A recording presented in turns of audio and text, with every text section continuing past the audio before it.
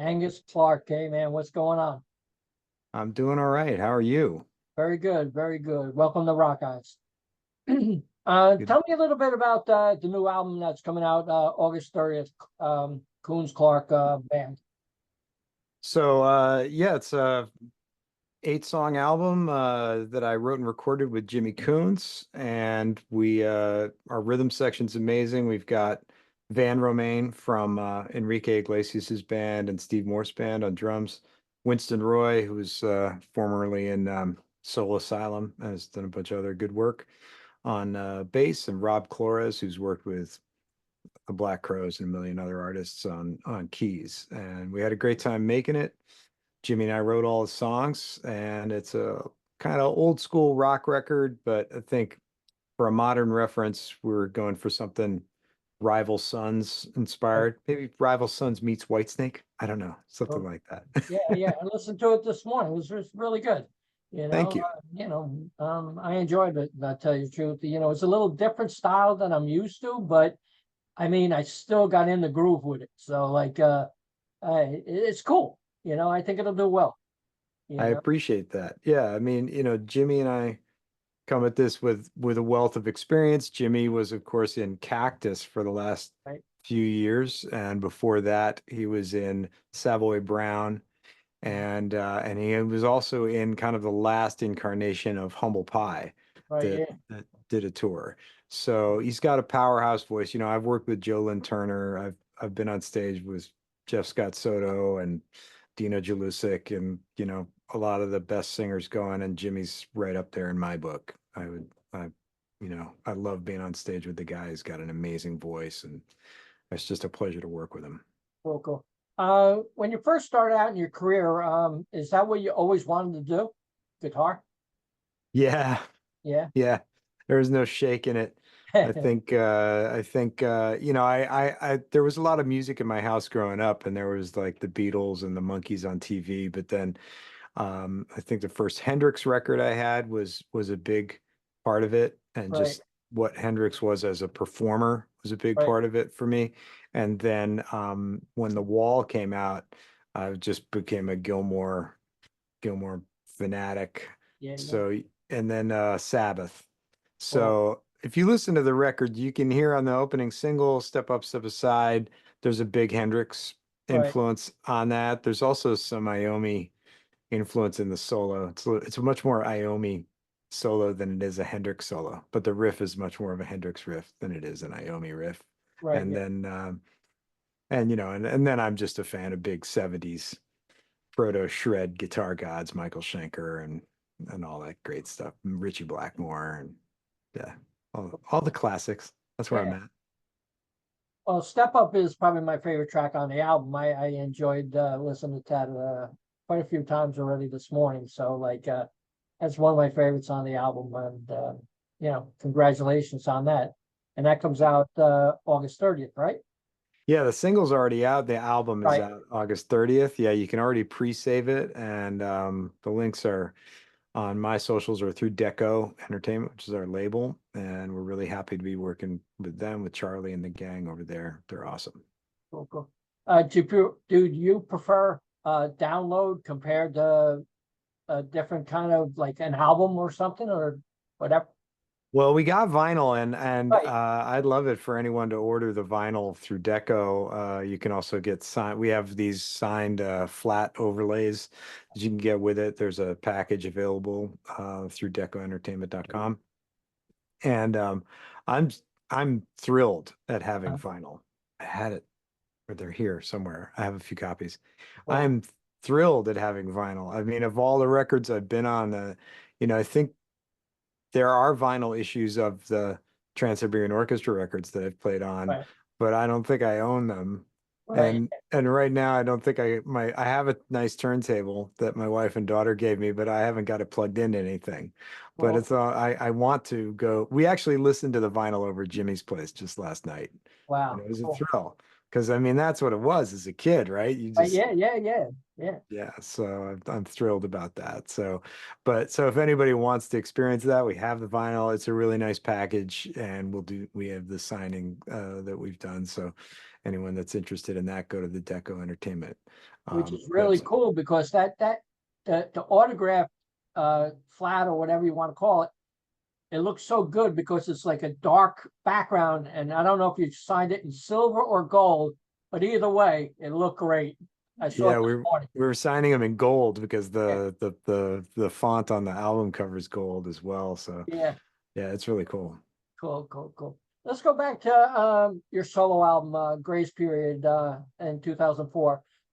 You debuted vocals, Yeah, I put a lot of work in on getting my voice in shape to sing a whole record's worth of material. I was deep into getting my songwriting chops up because my earliest right, I've been professional since my first tour as a sideman was 94 with right, Kitaro. I'd been in bands before then, and your value in a band is hampered if you're not a songwriter. right, And a lot of people call on the guitar player to come up, yeah, give me some riffs. Or yeah, and then once they're off and running with song structure and the producer and lyrics and melody and stuff like that, you can get frozen out of the process very quickly.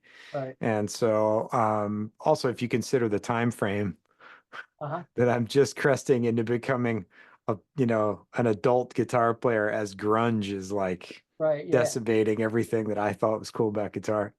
And Yeah. I have a fondness for, Alice in Chains and a lot of and Pearl Jam and a lot of the bands from the grunge era. But I was ready to shred. And I Right. was like, what is going on? So Wow. I kind of bet I got that one side gig with Kitaro. And then I said, all right, if I'm going to do another band project, I have to be a principal writer. So I started taking songwriting classes. And, a lot of people just don't think of it as a formal skill that you can go and take classes for. That Right, may have changed now, but at that right, point, it wasn't very popular. So I just started taking these classes and started getting things together. And I was like, well, all right, I might as well, if I'm going to write the songs, I might as well sing them. right. And took a bunch of voice lessons and got my voice in shape and made that record Grace Period. I'm really proud of it. Had a lot of great collaborators on that record and yeah, I hope you like it. I don't know Cool. if you've listened to it, but it was good. Tell me a little bit about the DVD, and Enchanted Evening. Yeah, that's the live record that we made on my first tour with Kitaro. Uh, I played on just like four or five of the tracks on the album Mandala, right, and then subsequent to Mandala coming out, we did a tour which started in Japan. I was in Japan for like 6 weeks straight, which like no American act would do. yeah, Japan for 6 weeks straight. That's a lot of noodles. yeah, And that was my first kind of international travel as a person. I hadn't been wow. anywhere except maybe Tijuana and Toronto. Yeah. So it was really exciting. And then they filmed that at the Marin Center and recorded it. So the Mandala album that I played on was nominated for a Grammy, and an Enchanted Evening was nominated for a Grammy, as were I think the next two records that I played on for Kitaro.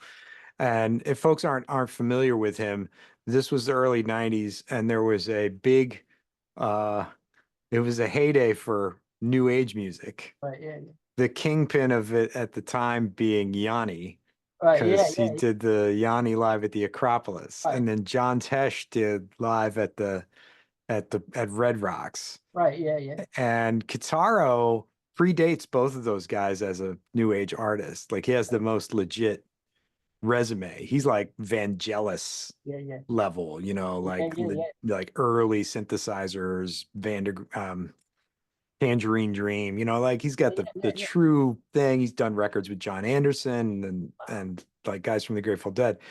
So in my eyes, more of legendary stature. But as far as the hot point of new age in the 90s, our special at the Marin Center probably did about, 1/10 the business that John Tesh and Yanni did. So he's not a household name for the most part. But I still meet people that know that Enchanted Evening record. I have a huge, like 8 minute long guitar solo, Uh-huh. Wow. basically paying me to play like David Gilmour.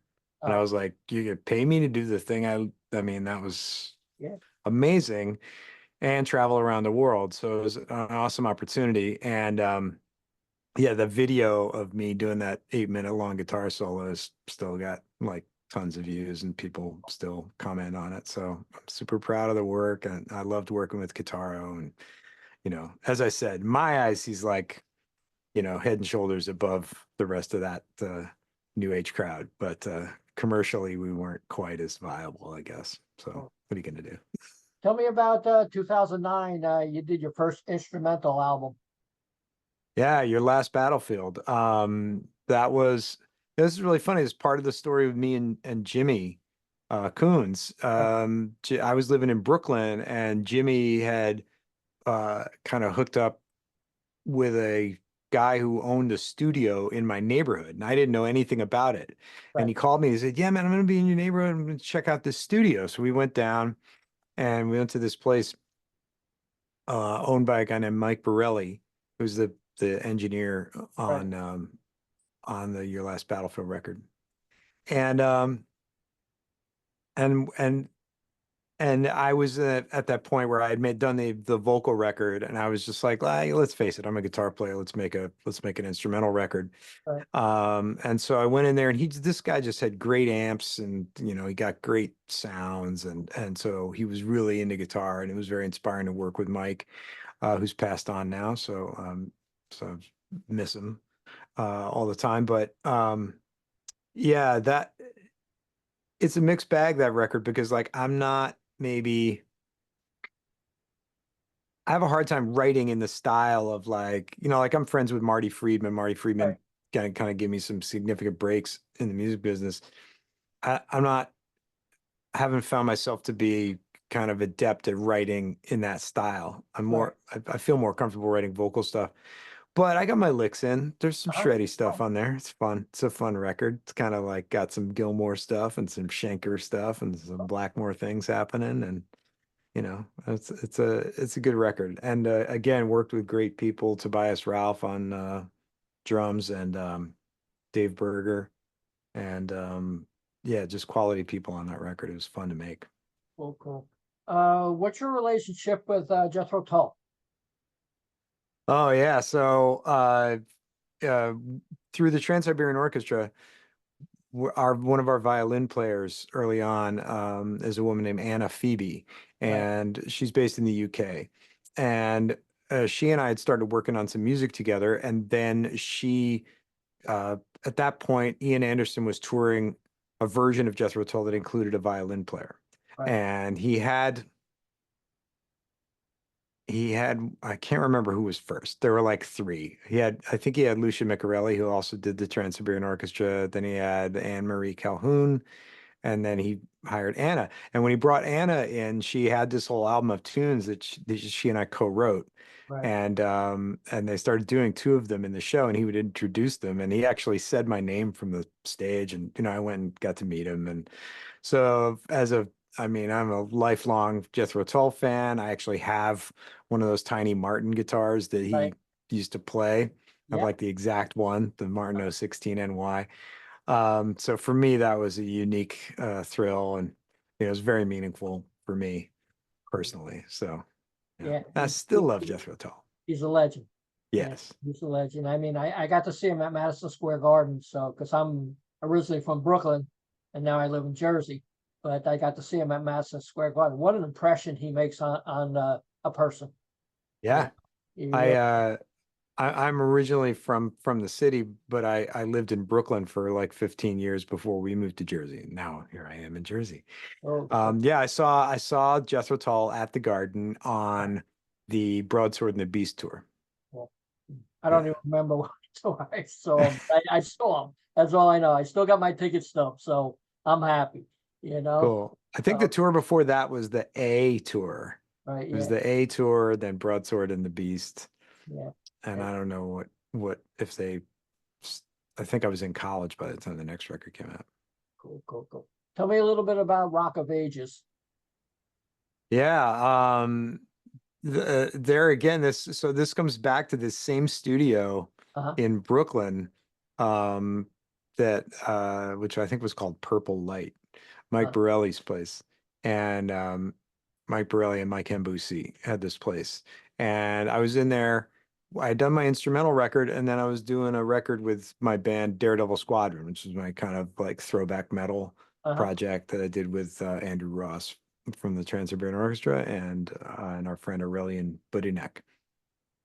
And we were it was 2009. My daughter had just been born, and my wife was like, the TSO is all great, but you need some work in town, buddy. You need like an in-town gig. Yeah. And so Andrew from Daredevil Squadron was like, dude, I just saw RockEyez, man. There's like guitar players on stage. The guy shreds and blah, blah, blah. Uh-huh. And we went in there, and the guys that own Purple Light were like old friends of Konstantin Maroulis. And Connie was the lead in RockEyez. Right. Yeah. And so Hambusi was like, we know him. We'll get you his number, blah, blah, blah. And so like they talked to Connie, and they got the number of there were two guitar players, Tommy Kessler and Joel. They got Tommy's number to me. And I went in on the guitar 2 chair, which is like the rhythm guitar chair, but it's super challenging because you have to play like more than words and Right. Yeah. Yeah. Yeah. like super like Uh-huh. you can train wreck the show in that chair. Oh, And so I went in on that and met Joel, who actually he and I had already met because he'd worked with one of the TSO singers a whole bunch. And so he and I had met a few times. So I got in there, I was doing guitar 2 for about a year, and then I cross-trained on guitar 1. So then I was subbing for both Tommy and Joel, and Tommy was in Blondie and uh-huh. Joel was in Night Ranger, and then he Right. was in Whitesnake. So they were both like out all the time, and I was in, kind of at least 12 to 14 shows a month, which was awesome. Yeah. And, got to be there with my daughter while she was that big. Yeah. She's like this big Oh. now. Did your wife want you around town? So make sure you get home and do the diapers and crap like Yeah. that. Oh yeah. Come on. Got to do the thing. Got to be there. Got to be there for him. Yeah. Yeah. Yeah. Definitely. Definitely. You don't want to hear "Where's Daddy" all the time. I'm here. I'm here. That's You know. right. That's So right. cool. Got to Cool. show up. Tell me a little bit about TSO. That's an amazing show. Well, thank you. Yeah, it's an honor and a privilege to be part of Yeah. it's me and the cherry picker. Hey. Um, it's a thrill to be still a thrill and always has been. Yeah, that was 2001, and they had done a single tour in 99. Then they Right. did the two band. They started the two band model in Right. 2000. And in 2000, Al Pitrelli did not do the tour because he was in Megadeth. Okay. And he was still in Megadeth as they were coming into the 2001 tour. Right. So his status was undetermined. And for a variety of reasons, they were re-auditioning the West Coast band. The Right. East Coast band was Alex Skolnick and Chris Caffrey and Jeff Plate. They had a great core over there, and they weren't going to mess with it. West Coast band, they wanted to make some changes. So they put the word out, and Marty Friedman they actually called Marty Friedman Right. Cool. to do it Uh-huh. because Al had replaced Marty in Megadeth. And they're like, okay, well, Megadeth took our guy. Yeah. Yeah. Let's go get Make it that fair. guy. Yeah. Yeah. Marty was living in Japan, which Yeah. Yeah. everybody knows how that's worked out for Marty. It's worked out amazingly well. Right. So he just gave them my number because we were friends because he was a huge Guitaro fan, and we had met numerous times while I was working with Guitaro. So that's how the friendship with Marty started. Right. So then subsequent to that, gave them my number. I went in and auditioned, did well, got the call back, went in and met Paul O'Neill with my Jethro Tull guitar to play Old City Bar, the ballad, Cool. which then Paul grabbed off of me and like showed me how he wanted me to play it. And then I took it back and Yeah. played it for him. And he said, okay. And I think that was the moment that was Yeah. the moment everything connected. And Paul's like, okay, yes, thank you. You'll do. And then that's been it. And then Al suddenly came back. Yeah. So it went from indeterminate status to, you'll be touring with Al Pitrelli. And I couldn't be more pleased because he's like a local hero. I mean, I grew up in New York. Right. Yeah. It's like you saw him everywhere. Like he's in Asia now. Yeah, What? yeah, yeah, yeah, yeah. Definitely. Great Yeah. guitar player, you know. So tell me about the National Guitar Workshop.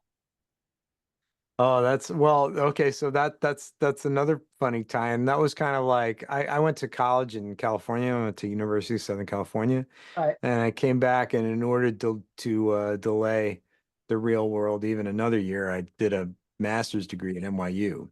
right, And while I was there, I needed some work, and one of my teachers was teaching with this outfit called National Guitar Workshop. So I started doing that, and they had a lot of guest artist guitar players come in because it was still pretty hot, you know. right. Um, and it was kind of second generation shrapnel guys like Michael Lee Firkins and Uh, Blue Saraceno. Greg Howe probably came up. I don't remember meeting him, but Greg Howe probably came up. Andy Timmons, like all these guys would have done guest clinics. right, And yeah, I got Marty, and Marty was on the Megadeth gig when he did it. So he came up, we had this jam session where they play with the faculty. And right, I remember we played Little Wing together because I said, he can't shred me to death on Little Wing. yeah, yeah, yeah, yeah, Little Wing, it's a yeah, ballad, It was my turf. yeah, yeah, yeah, And yeah, play some Hendrix stuff on it, yeah, yeah, And of course, he did shred me to death tastefully, because right, he's amazing and he's so yeah, yeah. melodic. And whatever I did made an impression. And so when he came to see the Kitaro show, he didn't even know I was in the band. He came to Wow, see Kitaro like a year later, right, a year or two later, came to see the Kitaro show, and we met backstage. And I had to say to him, I was like, "Yeah, we actually met before. We played together. You came and did a clinic at National Guard." He goes, "Did we play Little Wing together?" And I was like, yeah, yeah, yeah. Cool. "So yeah, I was very impressed with that recall." So yeah, so that's part of what kind of created the connection with Marty, and Right. then what led to the TSO. So that's kind of my big story, is that one thing always leads to another. Oh, cool, cool, cool. Now the Kunes Clark band, 8 tracks. Was there any song on there was more difficult than others, or are they all pretty easy for you? Um, well, let's see. Difficult, you mean difficult, technically difficult to play, or just Yeah, difficult to difficult to like play. kind Yeah, yeah, of technically difficult to play? Um, I think that Step Up, Step Aside, I wrote that specifically off of something that Jimmy likes to do vocally. So there was kind of a challenge in getting that riff to land right because it has a lot of um octave jumps. Because Jimmy's got that Gillen thing, and he's kind of like, whoa, yeah, he's kind of jumping the octave and stuff. And I was like, let me put that in the guitar lick. And I was like, man, this is not guitaristic to yeah, do. So I had a lot of fun with that, but it does set me up for a certain challenge. There's another one called Drift that's again a very Hendrixy riff, but it's like way faster than Hendrixy would have played right. that kind of Little Wing, Wind Cries Mary kind of chord stuff. Yeah, It's that kind of thing, but it's kind of on steroids. So right. that's I'm going to be shedding that one because we're having our debut gig Uh-huh. on September 4th at the Bitter End, Oh, cool. which we're super excited about. And yeah, I gotta get busy on getting that one tight so that I'm not messing it up on Cool. stage. Cool. Yeah, those are the two most technically challenged in terms of the writing. There's some solos in there that are got a little throwing down, Yeah, doing my yeah. thing. Yeah. Cool, cool, cool, cool. When you go to pick up a new guitar or whatever, what do you look for? Well, I like it when the guitar like sounds good unplugged.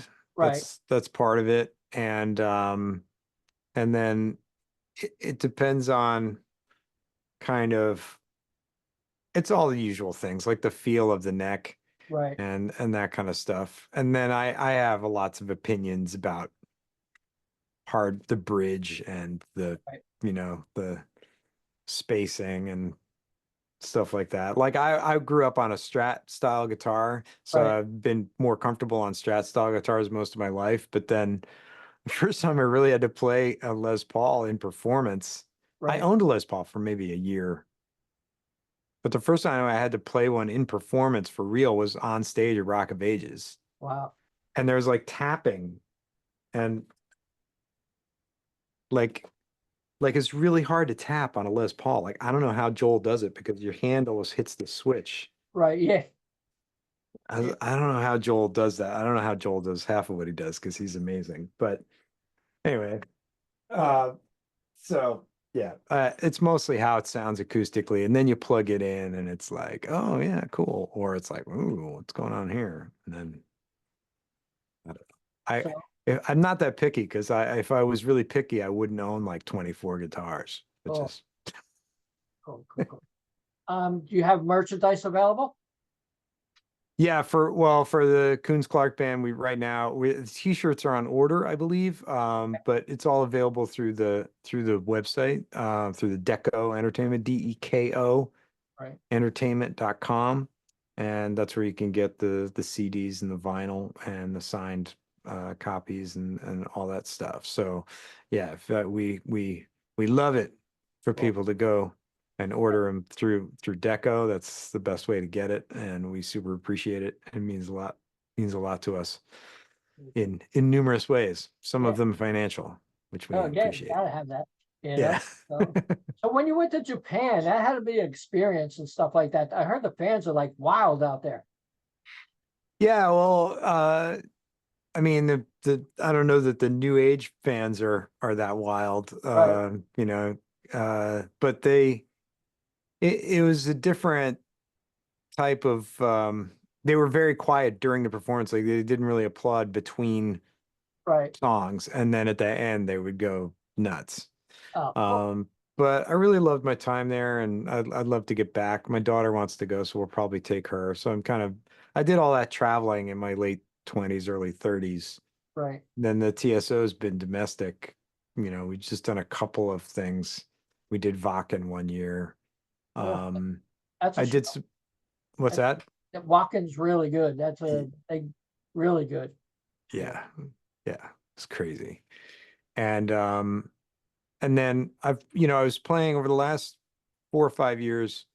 I've played with a singer named Mark Martel, who is kind of like the premier Freddie Mercury, you know, the premier interpreter of the Freddie Mercury catalog, shall we say. Oh, They used his voice to overdub for Freddie's voice in the movie Bohemian Rhapsody. He's kind of right. like, and so I got to go to New Zealand and Australia with him.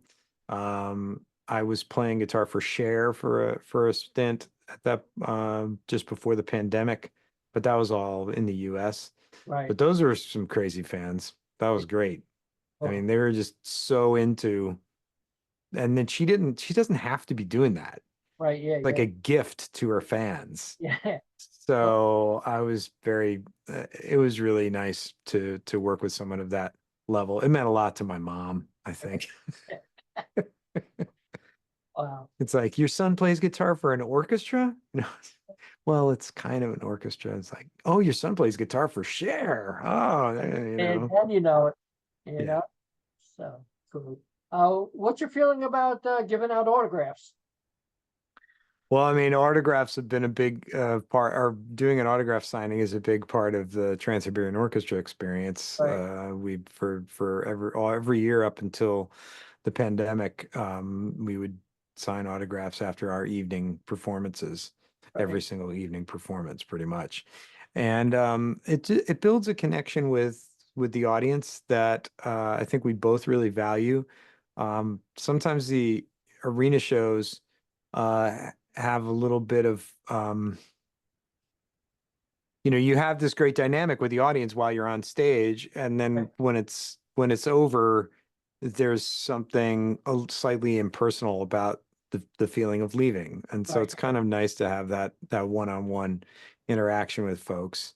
Right. And it's a wide variety of folks that come by and want to wait around to do that. Cool. Some of them have quirky personalities and that kind of thing. but a lot of folks just come every year and you just get to know them. And so it's just good to see familiar faces and kind of make the personal connection. So that's what I like about it. I never collected autographs Right, as a kid or anything. right. So I don't know that I, uh, relate to that side of the experience, but I do enjoy just being able to meet the folks and make sure that they had a good time, stuff like that. What new guitarists would you recommend people to check out? New guitarists. Yeah. Um, Geez, I don't know if any of the folks that I dig are new. If you mention it, they'll go check them. You What's know? that? Yeah. Yeah. I mean, well, I'm very inspired listening to Rival Sons. They've been around for almost 20 years now, but Right. I think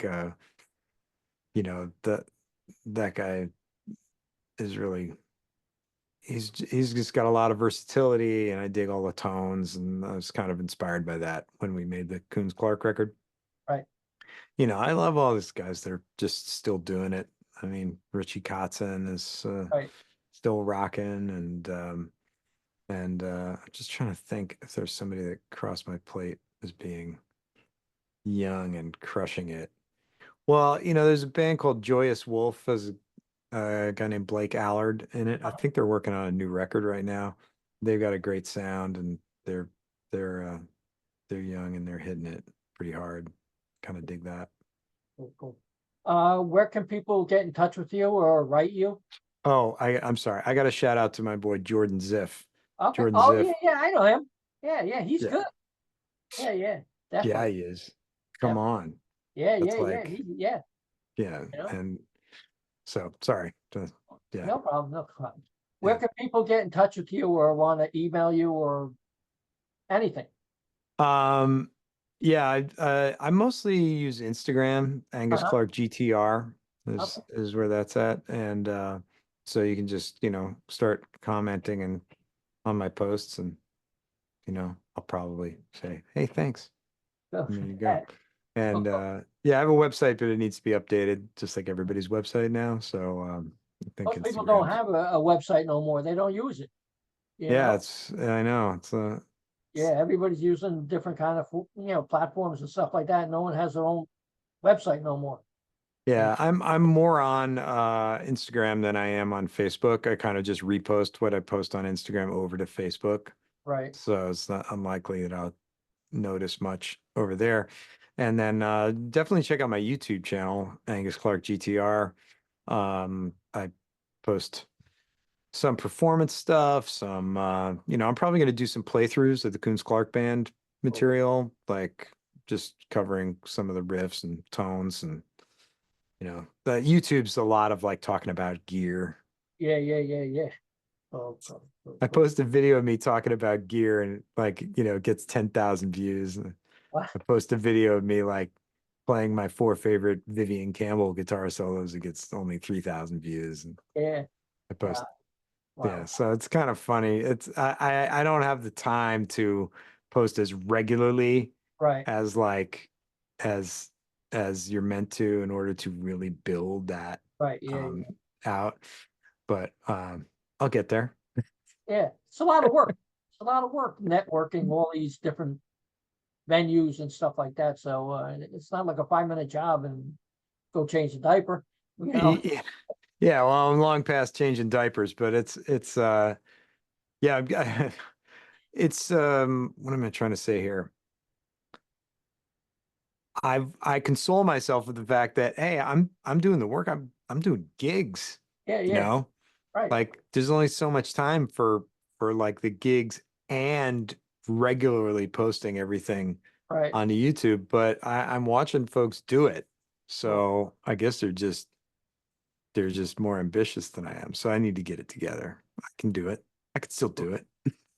well, Angus, it was great talking to you and really an experience.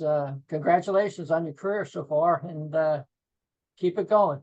Would you like to Th say anything to the fans out there?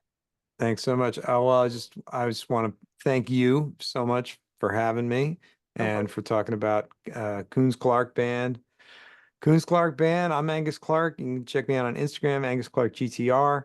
Kunes Clark Band is available for pre-save on Spotify and Apple Music and Amazon. And the physical copy will be available August 30th through DEKO Entertainment, DEKO Entertainment.com, where you can get a CD or vinyl. You can get it signed, whatever you want. Please come check it out. The first single, Step Up, Step Aside, is already out. The YouTube video is up there, lyric video featuring some cars, some fast cars. Yeah. Who doesn't like fast cars? Yeah. And yeah, come visit me on Instagram, shoot me a line, check out my YouTube channel. And Jimmy Kunes is more on Facebook, so you can check him out on Facebook. And we'd love to hear from you. And our debut performance of the Kunes Clark Band, September 4th at the Bitter End in New York City, 8 p.m. We're going to have the whole band that made the record. That's me and Jimmy, Van Romain from the Steve Morse Band, Winston Roy, and Rob Flores on keys. And we are going to throw down old school at the Bitter End because we've all played there like a million times for the last 30 years. So it'll be nice to get back to it. Cool. Thanks a lot for the chat, man. All right. Thank you so much. Bye-bye. Take care.